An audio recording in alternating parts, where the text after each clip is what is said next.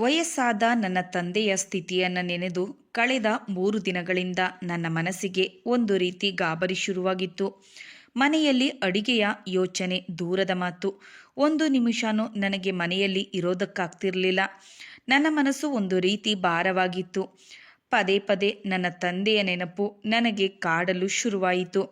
ನನ್ನ ತಾಯಿ ಹೋದಾಗಿನಿಂದ ನನ್ನ ತಂದೆ ಒಬ್ಬಂಟಿಯಾಗಿ ಹೋಗಿದ್ರು. ಎಷ್ಟೋ ಸಲ ನನ್ನ ತಂದೆಯನ್ನ ನೋಡಬೇಕೆಂದು ಹೊರಟೆ, ಆದರೆ ನನ್ನ ಹೆಜ್ಜೆಗಳು ಮುಂದೆಯೇ ಬರಲಿಲ್ಲ. ಆದರೆ ಈ ಬಾರಿ ಧೈರ್ಯ ಮಾಡಿ ಕೊನೆಗೂ ನಾನು ನನ್ನ ಅಣ್ಣನ ಮನೆಗೆ ನನ್ನ ತಂದೆಯನ್ನು ನೋಡಲು ಬಂದಾಗ ನನ್ನ ತಂದೆಯ ಆ ಸ್ಥಿತಿಯನ್ನು ನೋಡಿ ಒಂದು ಕ್ಷಣಕ್ಕೆ ನನ್ನ ಹೃದಯವೇ ಒಡೆದು ಹೋಗಿತ್ತು. ಸುಡು ಬಿಸಿಲಿನಲ್ಲಿ ಗಾಬರಿಯಿಂದ ನನ್ನ ತಂದೆಯನ್ನು ನೋಡಲು ನನ್ನ ಅಣ್ಣನ ಮನೆಗೆ ಬಂದದ್ದನ್ನು ನೋಡಿ ನನ್ನ ಅತ್ತಿಗೆ ಬಾಗಿಲನ್ನು ತೆಗೆದ ತಕ್ಷಣ ನನ್ನನ್ನು ನೋಡಿ ಅವರ ಮುಖದಲ್ಲಿ ಸಂತೋಷವಿಲ್ಲದಿದ್ದರೂ ನನ್ನನ್ನು ನೋಡಿದ ತಕ್ಷಣ ಇದೇನು ರೇಖಾ, ಸಡನ್ನಾಗಿ ಹೇಳ್ದೆ ಬಂದು ಬಿಟ್ಟಿದೀಯಾ? ನಾನು ದೇವಸ್ಥಾನಕ್ಕೆ ಹೋಗೋದಿತ್ತು, ಸರಿ ಈಗ ಬಂದು ಬಿಟ್ಟಿದೀಯಾ, ಒಳಗೆ ಬಾ ಎಂದು ತಿರಸ್ಕಾರದ ಭಾವನೆಯಿಂದ ನನ್ನನ್ನು ಒಳಗಡೆ ಕರೆಯುತ್ತಾ, ಅದು ಮಾವ ಕೂಡ ಮನೆಯಲ್ಲಿ ಕುಂತು ಕುಂತು ಬೇಜಾರಾಗ್ತಿದೆ ಅಂತ ಹೇಳಿ ಇಲ್ಲಿ ಪಕ್ಕದಲ್ಲಿರುವ ಪಾರ್ಕಿಗಂತ ಹೋದರು ಎಂದು ನನ್ನ ಅತ್ತಿಗೆ ಹೇಳಿದ್ದನ್ನು ಕೇಳಿ ಯಾಕೋ ನನಗೆ ಅವರ ಮೇಲೆ ಅನುಮಾನ ಬರಲು ಶುರುವಾಯಿತು. ಅವರ ಮಾತಿನ ಮೇಲೆ ನನಗೆ ನಂಬಿಕೆ ಬರಲಿಲ್ಲ. ಆದರೂ ನನ್ನ ಮನಸ್ಸನ್ನು ಗಟ್ಟಿ ಮಾಡಿಕೊಂಡು ನಾನು ಅಲ್ಲಿಂದ ಹೊರಡಲು ಬಾಗಿಲ ಬಳಿ ಬಂದೆ. ಅಷ್ಟರಲ್ಲಿ ನನಗೆ ಸ್ಟೋರ್ ರೂಮ್ನಿಂದ ನನ್ನ ತಂದೆ ಜೋರಾಗಿ ಕೆಮ್ಮುತ್ತಿರುವ ಸದ್ದು ನನ್ನ ಕಿವಿಗೆ ಬಿದ್ದ ತಕ್ಷಣ ನಾನು ಹಿಂದು ಮುಂದು ನೋಡದೆ ನನ್ನ ತಂದೆ ಇದ್ದ ಆ ರೂಮಿನ ಬಳಿ ಬಂದೆ. ಚಿಕ್ಕದಾಗಿದ್ದ ಆ ಸ್ಟೋರ್ ರೂಮ್ನಲ್ಲಿ ಸುಡುತ್ತಿರುವ ಬೇಸಿಗೆಯಲ್ಲಿ ನನ್ನ ತಂದೆ ತಮ್ಮ ಮೊಣಕಾಲುಗಳನ್ನು ಮಡಚಿಕೊಂಡು ಚಾಪೆಯ ಮೇಲೆ ಮಲಗಿರುವುದನ್ನು ನೋಡಿ ನನ್ನ ಮನಸ್ಸು ಒಂದು ಕ್ಷಣಕ್ಕೆ ಒಡೆದು ಹೋದಾಗಾಯಿತು. ಇಂತಹ ಸ್ಥಿತಿಯಲ್ಲಿದ್ದ ನನ್ನ ತಂದೆಯನ್ನು ನೋಡಿ ನನಗೆ ದುಃಖ ತಡೆಯಲಾಗದೆ ನನ್ನ ಕಣ್ಣುಗಳು ಕಣ್ಣೀರಿನಿಂದ ಒದ್ದೆಯಾಗಿ ಹೋದವು. ಕೋಪದಿಂದ ನಾನು ನನ್ನ ಅತ್ತಿಗೆಯ ಮುಖವನ್ನು ನೋಡಿದಾಗ ಗಾಬರಿಯಿಂದ ಅವರು ಹೇಳಿದ್ದು, ಅಯ್ಯೋ, ಮನೆಗೆ ಯಾರಾದರೂ ನೆಂಟರು ಅಥವಾ ನನ್ನ ಫ್ರೆಂಡ್ಸ್ ಬಂದರೆ ಅವರ ಮುಂದೆ ಬಾಯಿಗೆ ಲಗಾಮ್ ಇಲ್ಲದ ಹಾಗೆ ಹೇಗಂದ್ರೆ ಹಾಗೆ ಮಾತಾಡ್ತಾರೆ. ಮೊದಲೇ ಇವರಿಗೆ ಡೈಜೆಸ್ಟ್ ಪ್ರಾಬ್ಲಮ್ ಇದೆ. ಬಂದವರಿಗೆ ಊಟ ತಿಂಡಿ ಅಂತ ಏನಾದರೂ ಕೊಡೋಕ್ಕೋದ್ರೆ ಅವರ ಮುಂದೆನೇ ನಾವು ಇವರಿಗೆ ಊಟನೇ ಹಾಕೋದಿಲ್ಲ ಅನ್ನೋ ಹಾಗೆ ಅವರ ಮುಂದೆ ತಿನ್ನೋದಕ್ಕೆ ಕೂತ್ಕೊಬಿಡ್ತಾರೆ. ಇವರು ಮಾಡೋ ಕೆಲಸಗಳಿಗೆಲ್ಲ ಅವರ ಮುಂದೆ ನಮಗೆ ಎಷ್ಟೆಲ್ಲ ಅವಮಾನ ಆಗುತ್ತಿದೆ ಗೊತ್ತಾ?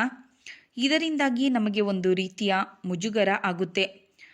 ಎಷ್ಟು ಸಲ ಹೇಳಿದರೂ ಅವರು ಅರ್ಥನೇ ಮಾಡಿಕೊಳ್ಳುತ್ತಿಲ್ಲ. ಜೊತೆಗೆ ಮನೆಯಲ್ಲಿ ಚಿಕ್ಕ ಚಿಕ್ಕ ಮಕ್ಕಳಿದ್ದಾರೆ. ಇಲ್ಲ ಸಲ್ಲದ ಊಟ ತಿಂದು ಅವರ ಆರೋಗ್ಯನ ಕೆಡಿಸಿಕೊಳ್ತಾ ದಿನಾರಾತ್ರಿ ಅನ್ನದೇ ಕೆಮ್ಮುತ್ತಾ ಇರ್ತಾರೆ. ಇದರಿಂದ ಮಕ್ಕಳ ಆರೋಗ್ಯನೂ ಕೆಡುತ್ತೆ. ಹೇಗೋ ಈ ರೂಮು ಖಾಲಿ ಇತ್ತು. ಒಂದು ಸ್ವಲ್ಪ ದಿನದ ಮಟ್ಟಿಗೆ ಇಲ್ಲಿದ್ರೆ ತಪ್ಪೇನೂ ಇಲ್ಲ ಎಂದು ಹೇಳಿ ನನ್ನ ಅತ್ತಿಗೆ ಹೇಳುವಷ್ಟರಲ್ಲಿ ನನ್ನ ಮುಖವನ್ನು ನೋಡಿ ನನ್ನ ತಂದೆ ಹೇಳ್ತಾರೆ, ಹೌದಮ್ಮ, ನನಗೆ ಕೆಮ್ಮು ಜಾಸ್ತಿ ಆಗೋಗಿತ್ತು. ಮನೆಯಲ್ಲಿ ಚಿಕ್ಕ ಮಕ್ಕಳಿದ್ದಾರೆ, ಇದರ ಬಗ್ಗೆ ನೀನೇನು ಚಿಂತೆ ಮಾಡಬೇಡ ಎಂದಾಗ ಅವರು ದುಃಖದಿಂದ ಹೇಳಿದ ಈ ಮಾತು ಅವರ ಮುಖದಲ್ಲಿ ಇದ್ದ ಸಂಕಷ್ಟ ಎತ್ತಿ ಕಾಣಿಸ್ತಿತ್ತು. ನನ್ನ ತಂದೆಯ ಈ ಪರಿಸ್ಥಿತಿಯನ್ನು ನೋಡಿ ನನ್ನ ಮನಸ್ಸು ನನ್ನ ತಂದೆಗೋಸ್ಕರ ತುಂಬಾ ದುಃಖಪಡ್ತಿತ್ತು. ಅಲ್ಲಿಗೆ ನನ್ನ ತಂದೆಯ ನೆರಳಿನಿಂದ ಕೂಡ ನನ್ನ ಅಣ್ಣ ಅತ್ತಿಗೆ ಬೇಸತ್ತಿ ಹೋಗಿದ್ರು ಅನ್ನೋದು ಕೂಡ ನನಗೆ ಅರ್ಥವಾಗ್ತಿತ್ತು. ಮಗಳಾಗಿ ನನ್ನ ಕಣ್ಣ ಮುಂದೆ ವಯಸ್ಸಾದ ನನ್ನ ತಂದೆ ಪಡುತ್ತಿರುವ ಕಷ್ಟವನ್ನು ನೋಡಿ ನನಗೆ ಸಹಿಸಿಕೊಳ್ಳಲಾಗಲಿಲ್ಲ. ಹೇಗಾದರೂ ಮಾಡಿ ನನ್ನ ತಂದೆಗೆ ಇದರಿಂದ ಬಿಡುಗಡೆ ಕೊಡಿಸಬೇಕು ಅನ್ನೋ ಯೋಚನೆಯನ್ನು ಮಾಡಿ ನನಗೆ ಸಮಯ ಸಿಕ್ಕಾಗಲೆಲ್ಲ ದಿನ ನನ್ನ ತಂದೆಯನ್ನು ನೋಡಲು ನನ್ನ ಅಣ್ಣನ ಮನೆಗೆ ಬಂದು ನನ್ನ ತಂದೆಯ ಬಳಿ ಸುಮಾರು ಅರ್ಧ ಗಂಟೆಯಾದರೂ ನಾನು ಅವರ ಆರೋಗ್ಯದ ಬಗ್ಗೆ ವಿಚಾರಿಸುತ್ತಾ ಅವರನ್ನು ಮಾತನಾಡಿಸುತ್ತಾ ಅವರ ಜೊತೆ ಕುಳಿತುಕೊಳ್ಳುತ್ತಿದ್ದೆ.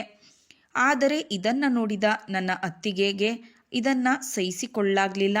ಹೇಗಾದರೂ ಮಾಡಿ ನಾನು ಅಲ್ಲಿಗೆ ಹೋಗೋದನ್ನು ನಿಲ್ಲಿಸಬೇಕು ಎನ್ನುವ ಕಾರಣದಿಂದಾಗಿ ನನ್ನ ಅತ್ತಿಗೆ ಮಾಡಿದ ಆ ಕೆಲಸವನ್ನು ನೋಡಿ ನಾನು ಒಂದು ಕ್ಷಣಕ್ಕೆ ಬೆಚ್ಚಿಬಿದ್ದೆ. ದಿನ ನನ್ನ ತಂದೆಯ ಬಳಿ ಹೋಗೋ ಹಾಗೆ ಅಂದು ಕೂಡ ನಾನು ಸುಮಾರು 5 ಗಂಟೆಗೆ ನನ್ನ ತಂದೆಯನ್ನು ನೋಡಲು ಹೋದಾಗ ಯಾಕೋ ನನ್ನ ತಂದೆ ನನ್ನ ಬಳಿ ಹೇಳಿದ ಆ ಮಾತುಗಳು ನನಗೆ ಇನ್ನಷ್ಟು ಅನುಮಾನ ಬರಲು ಶುರು ಮಾಡಿದವು. ಅಂದು ನನ್ನ ತಂದೆಯ ಮುಖದಲ್ಲಿ ಒಂದು ರೀತಿಯ ಭಯ ಆವರಿಸಿಕೊಂಡಿತ್ತು. ದಿನ ನಾನು ನನ್ನ ತಂದೆಯನ್ನು ನೋಡಲು ಹೋಗುತ್ತಿರುವುದು ನನ್ನ ತಂದೆಯ ಮೇಲೆ ದೊಡ್ಡ ಸಂಕಷ್ಟವೇ ಬಂದ ಹಾಗೆ ಅನಿಸ್ತಿತ್ತು. ನನ್ನ ತಂದೆ ಹೇಳ್ತಾರೆ, ನೋಡಮ್ಮ, ದಿನ ನೀನು ಈ ರೀತಿ ಮನೆಗೆ ಬರೋದು ಸರಿಯಲ್ಲ ಎಂದಾಗ ನಾನು ನನ್ನ ತಂದೆಯ ಕೈಯನ್ನು ಹಿಡಿದು ನನ್ನ ತಂದೆಗೆ ಪ್ರಶ್ನೆ ಮಾಡುತ್ತಾ, ಯಾಕಪ್ಪ ನಾನು ನಿನ್ನನ್ನು ನೋಡಲು ಬರೋದು ನಿನಗೆ ಇಷ್ಟ ಇಲ್ವಾ ಎಂದಾಗ ನನ್ನ ತಂದೆ ದುಃಖದಿಂದ ಹೇಳಿದ ಆ ಮಾತುಗಳು ನನ್ನ ಹೃದಯವೇ ಒಡೆದು ಹೋದ ಹಾಗಾಯಿತು. ನನ್ನ ಬಳಿ ನನ್ನ ತಂದೆ, ನೋಡಮ್ಮ, ನೀನು ಬರೋದ್ರಿಂದ ನಾನು ಚೆನ್ನಾಗಿರ್ತೀನಿ ಅಂತ ನೀನು ತಿಳ್ಕೊಂಡಿದೀಯಾ? ಈ ಮನೆಯಲ್ಲಿ ಯಾರು ಹೇಗೆ ಅನ್ನೋದು ನಿನಗೂ ಚೆನ್ನಾಗಿ ಗೊತ್ತು. ನೀನು ಇಲ್ಲಿಗೆ ಬರುವುದು ಈ ಮನೆಯಲ್ಲಿ ಯಾರಿಗೂ ಇಷ್ಟ ಇಲ್ಲ. ನಾನು ಆರೋಗ್ಯವಾಗಿದ್ದೀನಿ ಎಂದು ಹೇಳಿ ನನ್ನ ತಂದೆ ನನ್ನ ಮುಂದೆ ದುಃಖದಿಂದ ಹೇಳಿದ ಆ ಮಾತುಗಳು ನನಗೆ ಅವರಿದ್ದ ಪರಿಸ್ಥಿತಿಯನ್ನು ಅರ್ಥ ಮಾಡಿಸ್ತಿತ್ತು. ಹಾಗಾಗಿ ನಾನು ಕೂಡ ದುಃಖದಿಂದ ಕಣ್ಣೀರು ಹಾಕುತ್ತಾ ಅಲ್ಲಿಂದ ಎದ್ದು ಮನೆಯ ಹೊರಗಡೆ ಬರಲು ಬಂದಾಗ ನನ್ನ ಅತ್ತಿಗೆ ಪಕ್ಕದ ಮನೆಯವರ ಹತ್ತಿರ ಮಾತನಾಡುತ್ತಿರುವುದನ್ನು ಕೇಳಿಸಿಕೊಂಡ ನನಗೆ ಅವರ ಮಾತನ್ನು ಕೇಳಿ ಒಂದು ಕ್ಷಣ ನಾನೇ ಕುಸಿದು ಬಿದ್ದ ಹಾಗೆ ಆದೆ.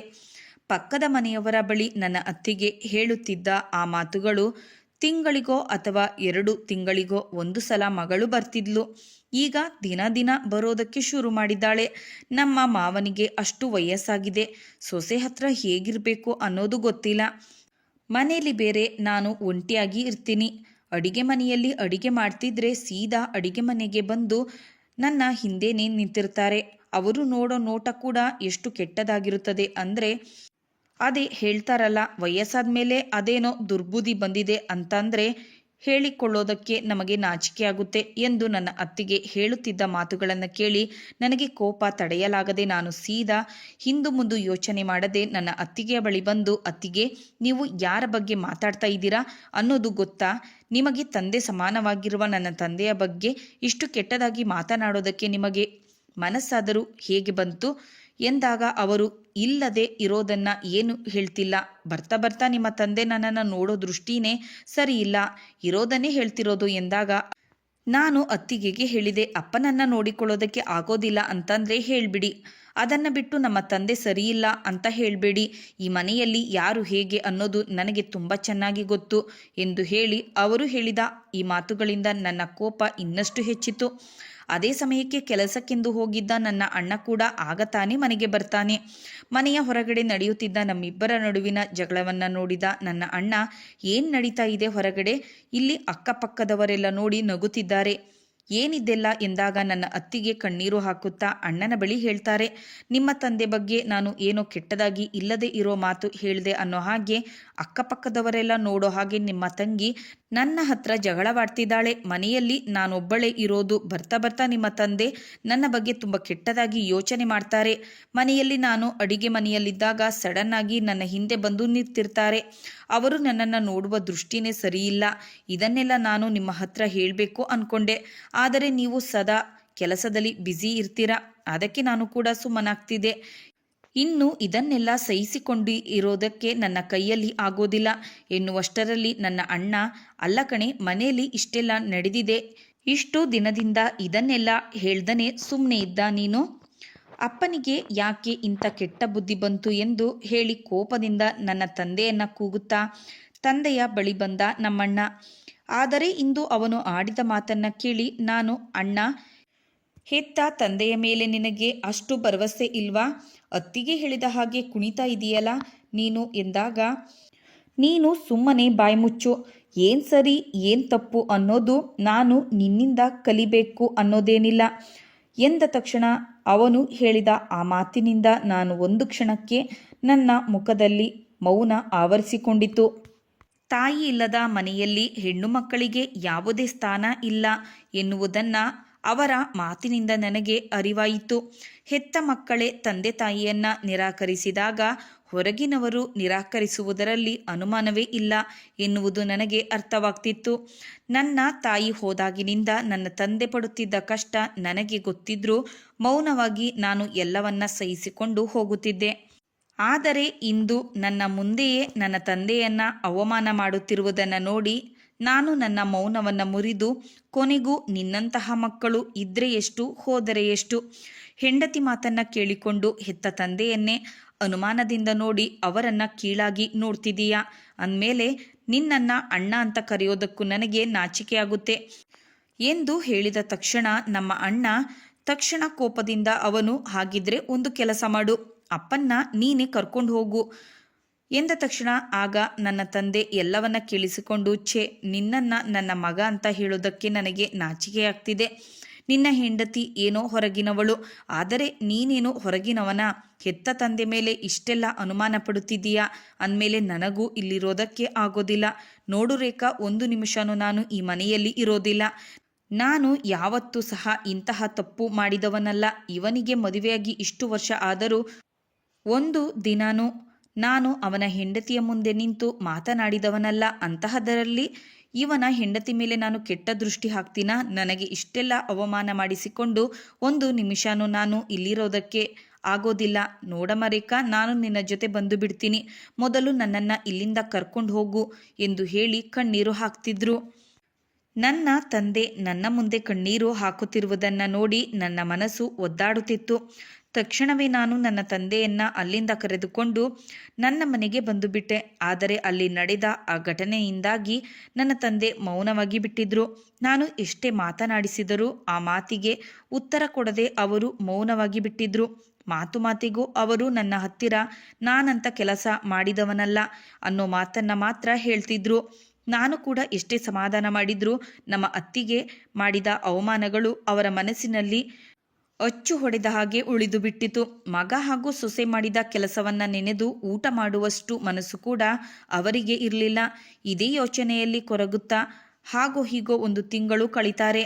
ಅಂದು ಸುಮಾರು ರಾತ್ರಿ 12 ಗಂಟೆಯಾಗಿತ್ತು. ನನ್ನ ತಂದೆಗೆ ಕೆಮ್ಮು ಹೆಚ್ಚಾಗಿ ಹೋಗಿತ್ತು. ಇದರಿಂದಾಗಿ ಅವರ ಆರೋಗ್ಯ ತುಂಬಾನೇ ಕೆಟ್ಟು ಹೋಗ್ತಿತ್ತು. ನನ್ನ ತಂದೆಯ ಪರಿಸ್ಥಿತಿಯನ್ನು ನೋಡಿ ನನ್ನ ಮನಸ್ಸಿನಲ್ಲಿ ಭಯ ಶುರುವಾಯಿತು. ತಕ್ಷಣವೇ ನಾವು ಪಕ್ಕದಲ್ಲಿ ಇರೋ ಡಾಕ್ಟರ್ ಶಾಪಿಗೆ ಕರೆದುಕೊಂಡು ಹೋದ್ವಿ. ಆದರೆ ನಮ್ಮ ದುರಾದೃಷ್ಟಕ್ಕೆ ಆ ಡಾಕ್ಟರ್ ಬರುವುದು ಕೂಡ ತಡವಾಗಿ ನನ್ನ ತಂದೆ ಪ್ರಾಣವನ್ನು ಕಳೆದುಕೊಳ್ಳುತ್ತಾರೆ. ಮೊದಲೇ ತಾಯಿಯನ್ನು ಕಳೆದುಕೊಂಡು ಒಬ್ಬಂಟಿಯಾಗಿದ್ದ ನನ್ನ ಜೀವನದಲ್ಲಿ ನನ್ನ ತಂದೆ ನನ್ನನ್ನು ಒಂಟಿಯಾಗಿ ಮಾಡಿ ಹೋಗಿದ ಆ ಕ್ಷಣ ನನ್ನ ಜೀವನದಲ್ಲಿ ಮರೆಯಲು ಆಗದೇ ಇರುವಂತಹ ಘಟನೆಯಾಗಿ ಹೋಗಿತ್ತು. ಒಂದು ಕ್ಷಣಕ್ಕೆ ನನ್ನ ಕೈಕಾಲುಗಳು ಕೂಡ ತಣ್ಣಗಾಗಿ ಹೋಗಿದ್ದವು. ನನ್ನ ತಂದೆಯನ್ನು ನೋಡಿ ನನ್ನ ಮನಸ್ಸು ಕೂಡ ಕುಗ್ಗಿ ಹೋಗಿತ್ತು. ದುಃಖ ತಡೆಯಲಾಗದೆ ತೊದಲುತ್ತಾ ಅಪ್ಪ ಎನ್ನುತ್ತಾ ಒಂದೇ ಸಮನೆ ನನ್ನ ಕಣ್ಣಲ್ಲಿ ಕಣ್ಣೀರು ಬರಲು ಶುರುವಾಯಿತು. ನನ್ನನ್ನು ನಾನು ಎಷ್ಟೇ ಸಮಾಧಾನ ಮಾಡಿಕೊಂಡರೂ ನನಗೆ ದುಃಖ ಮಾತ್ರ ತಡೆಯಲು ಆಗಲಿಲ್ಲ. ಆ ದುಃಖದಲ್ಲಿ ನಾನು ನನ್ನ ತಂದೆಯನ್ನು ಮನೆಗೆ ಕರೆದುಕೊಂಡು ಹೋಗಿ ಮುಂದಿನ ಕಾರ್ಯ ಮಾಡಲು ಶುರು ಮಾಡಿದ್ವಿ. ಆದರೆ ಬದುಕಿದ್ದಾಗ ನನ್ನ ತಂದೆ ಹೇಳಿದ ಆ ಮಾತುಗಳು, ನೋಡು ಮಗಳೇ, ವಯಸ್ಸಾದ ಮೇಲೆ ತಂದೆ ತಾಯಿಗೆ ಆಸರೆಯಾಗಬೇಕಿದ್ದ ಮಗನೇ ನನ್ನನ್ನು ಕೀಳಾಗಿ ನೋಡಿ ಅವಮಾನದಿಂದ ನನ್ನನ್ನು ದೂರ ಮಾಡಿದ. ಒಂದು ಮಾತು ನೆನಪಲ್ಲಿ ಇಟ್ಕೋ, ನಾನು ಸತ್ರು ಅವನ ನೆರಳು ಮಾತ್ರ ನನ್ನ ಮೇಲೆ ಬೀಳಬಾರದು ಎನ್ನುವ ಆ ಮಾತುಗಳು ನನಗೆ ಪದೇ ಪದೇ ನೆನಪಿಸುತ್ತಿತ್ತು. ಆದರೂ ನನ್ನ ಮನಸ್ಸನ್ನು ಗಟ್ಟಿ ಮಾಡಿಕೊಂಡು ಕೊನೆಯ ಬಾರಿ ಬಂದು ತಂದೆಯನ್ನು ನೋಡಿಕೊಂಡು ಹೋಗಲಿ ಎಂದು ನಾನು ಅಣ್ಣನಿಗೆ ಫೋನ್ ಮಾಡಿದಾಗ ಅವರ ಫೋನ್ ಕೂಡ ಸ್ವಿಚ್ ಆಫ್ ಬರ್ತಿತ್ತು. ಅಲ್ಲಿಗಾಗಲೇ ಸಮಯ ಮೀರಿ ಹೋಗ್ತಿತ್ತು. ಬಹುಶಃ ನನ್ನ ತಂದೆ ಕೂಡ ಬಯಸಿದ್ದು ಇದನ್ನೇ ಅನಿಸುತ್ತೆ. ನಾನು ಸತ್ತರೂ ನನ್ನ ಮಗ ನನ್ನ ಮುಖವನ್ನು ನೋಡಬಾರದು ಎನ್ನುವ ಆಸೆ ಅವರದಾಗಿತ್ತು. ಹಾಗಾಗಿ ನನ್ನ ತಂದೆಯ ಮುಂದಿನ ಕಾರ್ಯವನ್ನು ಮುಗಿಸಿ ನಾವು ಮನೆಗೆ ಬಂದ್ವಿ. ನನ್ನ ತಂದೆ ತೀರಿಕೊಂಡು 3 ದಿನಕ್ಕೆ ಹೇಗೋ ಅಣ್ಣ ಹಾಗೂ ಅತ್ತಿಗೆಗೆ ಈ ವಿಷಯ ಗೊತ್ತಾಗಿ ನಮ್ಮ ಮನೆಗೆ ಬಂದರು. ಆದರೆ ಅವರು ಮನೆಗೆ ಬಂದದ್ದು ನನ್ನ ತಂದೆ ಹೋದ ದುಃಖವನ್ನು ಹಂಚಿಕೊಳ್ಳಲು ಅಲ್ಲ ಅನ್ನುವುದು ಗೊತ್ತಾಗಿದ್ದು ಅವರು ತಂದಿದ್ದ ಆ ಮನೆಯ ಆಸ್ತಿಪತ್ರವನ್ನು ನಾನು ನೋಡಿದಾಗ ನನ್ನ ಮುಂದೆ ಆ ಆಸ್ತಿಪತ್ರವನ್ನು ಇಟ್ಟು ಇದಕ್ಕೆ ಸಹಿ ಹಾಕು ಎಂದಾಗ ಆ ಕ್ಷಣಕ್ಕೆ ಅವರ ಮುಖ ಕೂಡ ನೋಡಲು ನನಗೆ ಅಸಹ್ಯ ಅನಿಸ್ತಿತ್ತು. ತಂದೆಯನ್ನು ಕಳೆದುಕೊಂಡು ಪಶ್ಚಾತ್ತಾಪ ಪಡುತ್ತಾ ಮನೆಗೆ ಬಂದಿದ್ದಾರೆ ಅಂದುಕೊಂಡಿದ್ದ ನನಗೆ ನನ್ನ ತಂದೆಯ ಹೆಸರಿನಲ್ಲಿ ಇದ್ದ ಆ ಮನೆಯನ್ನು ಕೂಡ ಬಿಡದೆ ಸಹಿ ಹಾಕಿಸಿಕೊಂಡು ಹೋಗಲು ಬಂದಿದ್ದಾರೆ ಅನ್ನುವ ವಿಷಯ ಗೊತ್ತಾಗಿ ನಾನು ಹೇಳಿದೆ, ತಂದೆ ಅನ್ನೋ ಬೆಲೆ ಕಟ್ಟಕ್ಕಾಗದೆ ಇರುವಂತಹ ಆಸ್ತಿನೇ ಕಳೆದುಕೊಂಡೆ ಅಂದಮೇಲೆ ಇನ್ನು ಈ ಆಸ್ತಿಯನ್ನು ಇಟ್ಕೊಂಡು ನಾನೇನು ಮಾಡಲಿ ಅನ್ನೋ ಯೋಚನೆ ನನ್ನನ್ನು ಕಾಡಲು ಶುರು ಮಾಡಿತು. ಆ ಕ್ಷಣಕ್ಕೆ ನಾನು ಹಿಂದು ಮುಂದು ಯೋಚನೆ ಮಾಡದೆ ಅವನು ತಂದಿದ್ದ ಮನೆಯ ಆ ಪತ್ರದ ಮೇಲೆ ನಾನು ಕೂಡ ಸಹಿ ಹಾಕಿ ನನ್ನ ತಂದೆಯ ಜೊತೆ ನನ್ನ ಒಡ ಹುಟ್ಟಿದ ಅಣ್ಣನಿಗಾಗಿ ನನ್ನ ಮನೆಯ ಬಾಗಿಲನ್ನು ಕೂಡ ಮುಚ್ಚಿಬಿಟ್ಟೆ. ಅವನ ನೆರಳು ಕೂಡ ನನ್ನ ಮೇಲೆ ಬೀಳಬಾರದು ಅನ್ನೋ ಹಠ ನನ್ನ ಮನಸ್ಸಿನಲ್ಲಿ ಬಂದು ಬಿಟ್ಟಿತು. ಇದರಿಂದಾಗಿ ನನ್ನ ಮನಸ್ಸು ಇನ್ನಷ್ಟು ಸೋತು ಹೋಗಿತ್ತು. ದುಃಖದಿಂದ ಒಂದೇ ಸಮನೆ ಕಣ್ಣೀರು ಬರಲು ಶುರುವಾಯಿತು. ಪದೇ ಪದೇ ನನ್ನ ತಂದೆಯ ನೆನಪು ನನಗೆ ಕಾಡಲು ಶುರು ಮಾಡಿತು.